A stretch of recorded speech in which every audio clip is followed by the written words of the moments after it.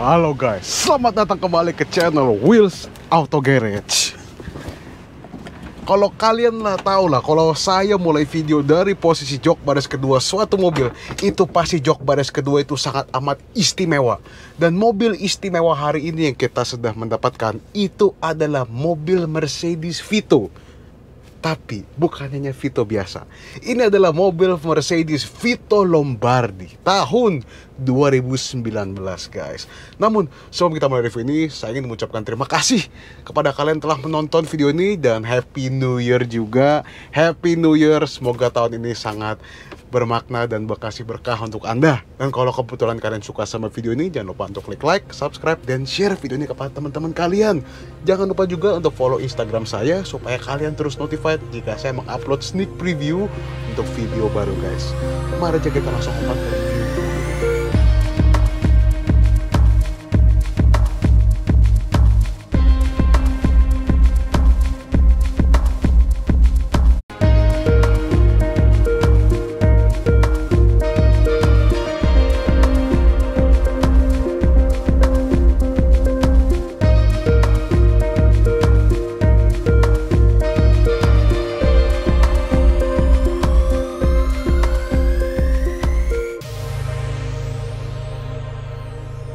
Kenapa mobil ini saya bisa bilang istimewa? Karena satu, biasanya mobil line up Vito dari si Mercedes itu kastanya dan kelasnya itu di bawah Mercedes Viano yang sempat kita review kemarin itu, yang ada mejanya di tengah, yang kita bandingkan dengan Toyota Alphard. Tapi si mobil Mercedes Vito ini yang mestinya di bawah Viano telah di-upgrade dan speknya dilebihin guys, dengan kolaborasi oleh si Lombardi. Dan kalau kalian tidak tahu, si Lombardi itu sering mengubah mobil-mobil MPV menjadi lebih berkelas, kayak Alphard yang kalian lihat dulu mungkin dari video Vitra Eri. Alphard yang di-upgrade dengan Lombardi, yang dikasih partisi sekat tengah di tengahnya dan dibikin lebih mewah lagi. Nah sekarang dia sudah berkolaborasi dengan Mercy untuk menciptakan Vito Lombardi ini guys.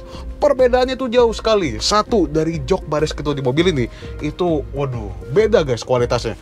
Yang kalian dapatkan dengan versi yang kolaborasi dengan Lombardi ini, Anda mendapatkan jok Napa leather yang sudah dengan aksen garis-garis seperti ini, serta dengan ventilasi bulat-bulat yang kalian bisa ngerasakan di sini guys.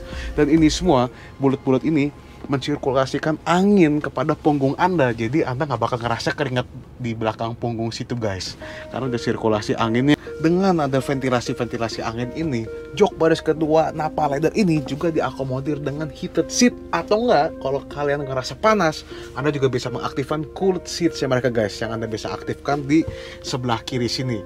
Dan saat Anda di situ, Anda juga bisa melihat bahwa mobil ini juga sudah diakomodir dengan memory seat. 3 memory seat untuk di sini dan 3 memory seat untuk di sini guys. Ya.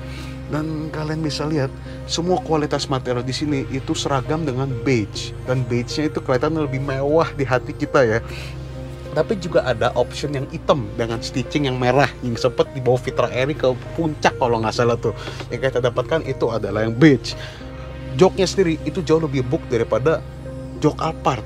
Jok Alphard itu cukup kalah loh keempukannya, saya cukup kaget loh, karena biasanya Alphard tuh nggak ada yang bisa ngalahin keempukan gabusnya. Tapi kalau ini bisa menyaingi, dan kualitas leathernya jelas beda dari Alphard.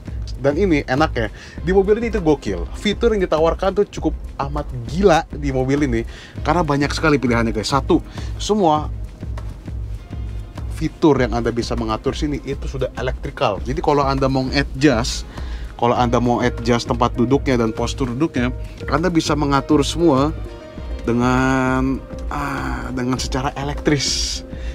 Kalau di Alphard yang kita bisa lihat itu kan masih manual ya. Mau majukan dan mundurkan jok baris keduanya masih manual. Tapi kalau ini semua skematiknya sudah menggunakan elektris guys. Dan di sini kita juga bisa settingkan supaya dia benar-benar full resting sampai duduk istirahat sampai kayak orang tiduran, dan itu luar biasa sekali. Apalagi dibantu dengan cushion supportnya yang sangat amat empuk, dengan bantalnya yang sangat amat enak. Dan secara standar Anda juga dapatkan bantal komplementari dari si Lombardi guys. Dan ini bantalnya enak banget, empuk-empuk buat Anda pegang seperti ini. Itu luar biasa sih kenyamanan di mobil ini. Dan jangan lupa juga paddingnya di sini itu semua ada soft touch, padding soft touch, dan di sini ada engraving Lombardi. Dan kalau dari segi kenyamanan yang lainnya, Lombardi juga mengupgrade keredaman kabin di mobil ini. Mobil si Vito itu kadang-kadang mesin suka berisik, tapi setelah dia berkolaborasi dengan si Lombardi, keredaman kabinnya plus di-upgrade lagi guys. Jadi suara dari depan, motor atau angin itu sulit untuk didengar dari dalam. Yang Anda bisa mendengar dari dalam itu ada suara kesunyian AC-nya dan juga suara speakernya mereka yang total ada luar biasa guys. Speakernya di sini ada 2 dan di depan ada main speaker besar, dan juga ada speaker lagi di belakang. Dan hearing experience di mobil ini itu enak sekali. Dari bassnya, dari clarity-nya itu luar biasa untuk didengar guys. Dan kalau misalkan Anda adalah pembaca di mobil ini, Anda bisa mengakses reading lamp-nya yang dengan perlahan-lahan mengkilat guys. Itu membawa nuansa eksklusivitas dan kemewahan ya, sentuhannya itu jadi lebih enak. Dia lebih naik, dan kalau Anda pencet mati secara sejenak. Dan di sini Anda ada untuk pengaturan AC juga, Anda bisa ngatur di sini. Sayangnya AC-nya itu belum dual zone ya, yang dimana Anda juga bisa mengatur di sini. Masih center di depan, dan di sini Anda bisa mengatur flow AC-nya. Dan Anda dapat kiri kanan, dan di passenger jok baris ketiga juga sudah mendapatkan. Dan uniknya lagi di mobil ini, Anda juga sudah dibekali dengan infotainment screen, infotainmentnya yang Anda bisa nyalakan. Dan ini settingannya banyak nih guys. Anda bisa akses YouTube, Anda bisa akses sistem lampu, akses browsing, internet, dan banyak fitur lainnya di dalam mobil ini. Cukup komplit. Tapi sayangnya ini rada ini nih, karena dia menganggap kita lagi berkendara, jadi mesti pakai seatbelt. Tapi intinya, infotainment screen media cukup komplit. Anda bisa mengakses video, galeri, musik, permainan, ada browser, ada aplikasi, dan bisa mengakses YouTube juga di mobil ini. Dan itu cukup unik tuh guys. Untuk praktikalitas di mobil ini, Anda tetap di cover. Kalian bisa lihat sekarang ini konsol tengahnya cukup luas untuk menyimpan barang-barang Anda di sini. Dan di saat Anda melihat juga, Anda mendapat chargeran di sini. Dapat chargeran ini bukan 12 volt doang, tapi Anda dapat casan soket 150 watt. Dan Anda mendapatkan lighter untuk rokok.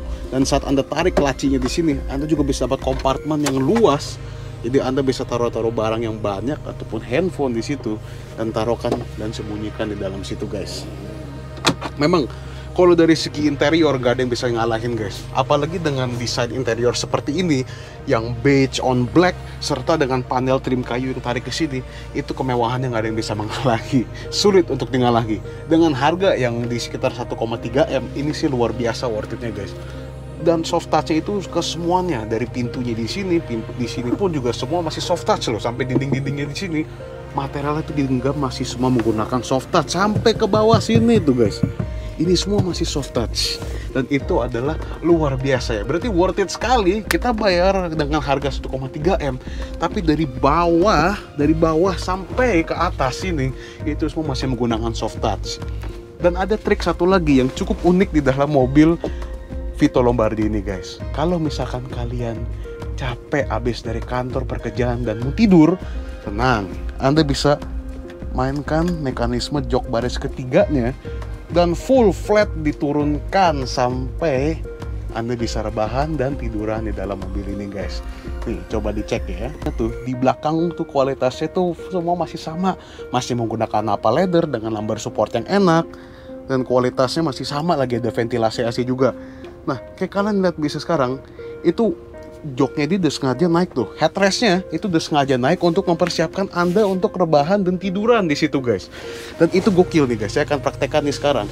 Jadi dengan ketinggian saya 170 cm itu saya masih bisa rebahan full di sini di dalam mobil Vito Lombardi ini. Dan itu gokil guys, kalau misalkan kalian capek abis dari kantor atau lagi perjalanan jauh dan punggungnya pegal, Anda bisa settingkan sampai ke bawah dan rebahan full di mobil Vito Lombardi ini guys. Dan itu sih bisa dibilang cukup gokil ya. Nah tapi keunggulannya di mobil ini itu sedikit di counter dengan kejelekannya di kabin tengahnya ya. di kabin si supir itu meskipun dia tahun 2019 kelihatan sangat amat jadul. Kayak kalian bisa lihat sekarang, itu memang ada panel trim kayu, tapi Anda masih mendapatkan infotainment screen yang generasi Mercy yang sebelumnya, yang tahun 2010 atau enggak pas dia tahun 2013 guys. Untuk si supir Anda cuma dapatkan steering wheel yang sudah kulit, oke, itu kualitas bagus. Tapi kayak kalian bisa sekarang, itu steering wheel masih menggunakan yang generasi sebelumnya, belum yang terbaru. Nah, fiturnya sih oke lah, cukup komplit. Anda mendapat cruise control, traction control, dan lain-lainnya. Tapi kayak kalian bisa sekarang, itu masih jadul sekali. Itu pun screen yang di tengah, yang sekitar 6 inci, itu layarnya masih kurang bagus dan belum up to date dengan infotainment Mercy yang sekarang. Dan kamera mundur itu juga masih kurang bagus. Pengaturan AC pun juga sayangnya masih belum digital, masih menggunakan seberapa yang tuas kompor lah sama tombol-tombol yang bisa dipegang di situ guys. Pengaturannya pun juga masih relatif jadul. Desain AC-nya belum kayak sekarang. Kalau yang sekarang tuh kan keren ya, udah kayak turbin pesawat. Kalau yang di Vito ini masih yang biasa guys, turbin AC-nya. Dan kalau dari desain mobil ini, desainnya sih bisa dibilang oke lah. Depannya cukup keren, mirip seperti mobil Viano ataupun Sprinter desainnya, karena kan satu keluarga ya dengan V-Class ya. Dia menggunakan lampu adaptive LED yang sudah ada daytime running light dengan by beam juga yang sudah adaptive. Untuk kiri kanannya oke lah, karena dia fan, gak gitu estetik kalau dari kiri dan kanan desainnya ya, karena biasa aja gitu looking fan-nya. Dan kalau di belakang Anda bisa lihat pas Anda buka bagasinya, Anda mendapatkan space yang sangat amat besar yang bisa mengakomodir traveling needs Anda atau nggak bawa koper Anda. Dan untungnya kalau misalkan masih belum pas tempat penyimpanannya, Anda masih bisa mendorongkan jok baris ketiga ke depan supaya mengakomodir tempat penyimpanan yang lebih banyak. Sayangnya di mobil di atas 1M ini masih belum dapat power back door, dan itu keterlaluan sih guys, keterlaluan banget. Belum ada power back door. Penggunanya masih menggunakan sistem skematik manual.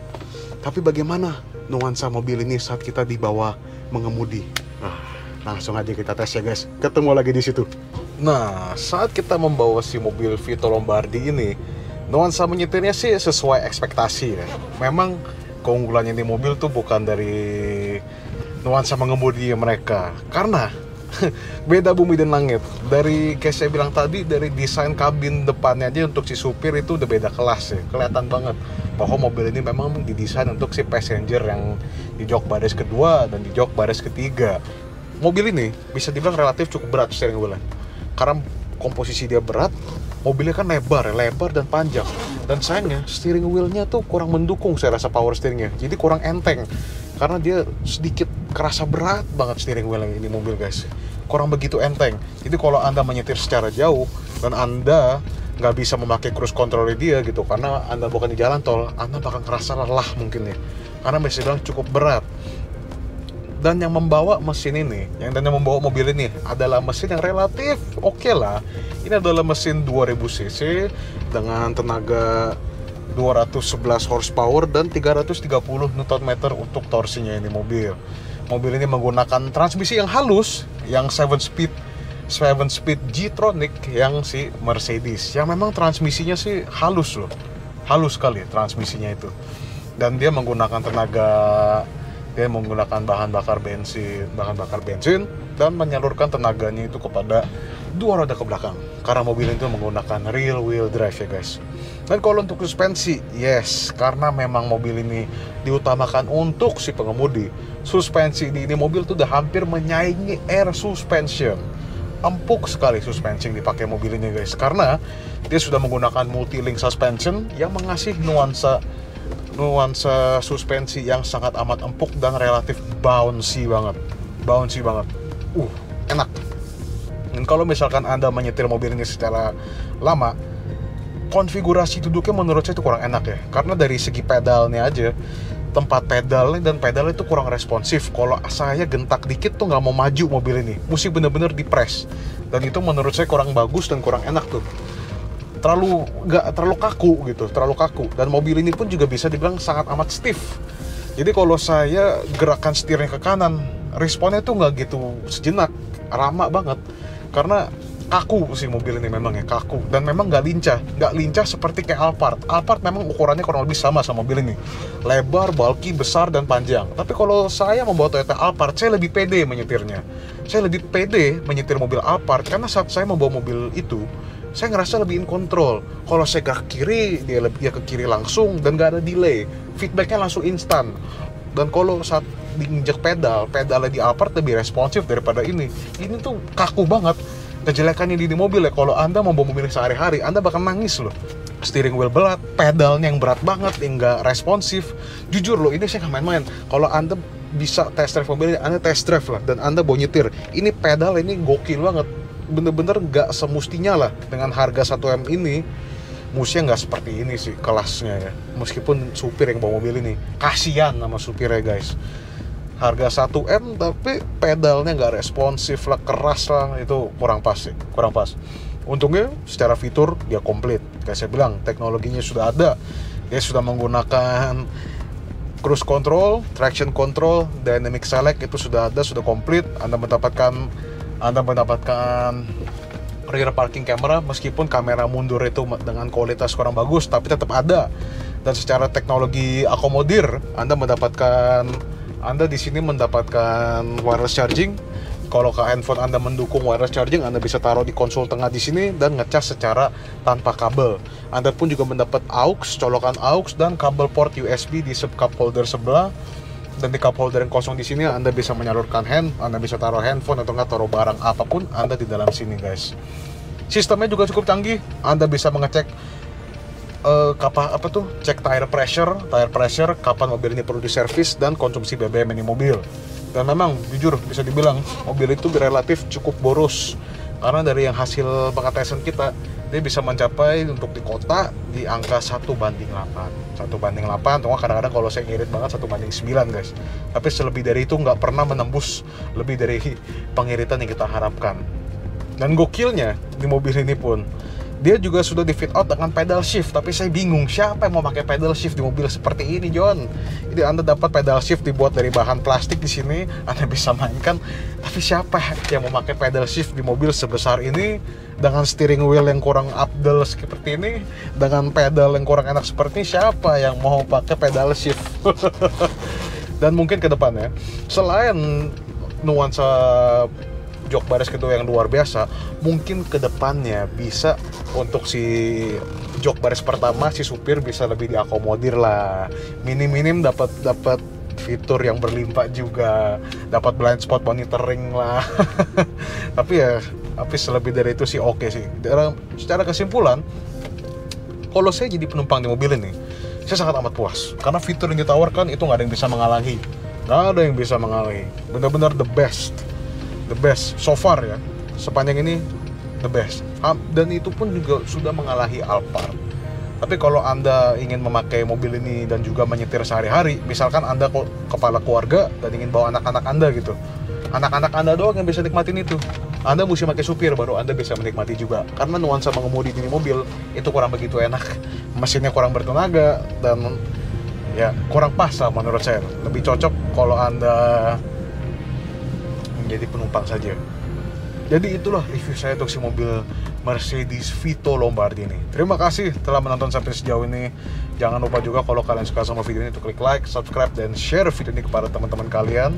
Dan jangan lupa juga untuk follow Instagram saya supaya kalian dapat sneak preview sebelum saya mengupload video baru. Terima kasih, ketemu lagi di video berikutnya.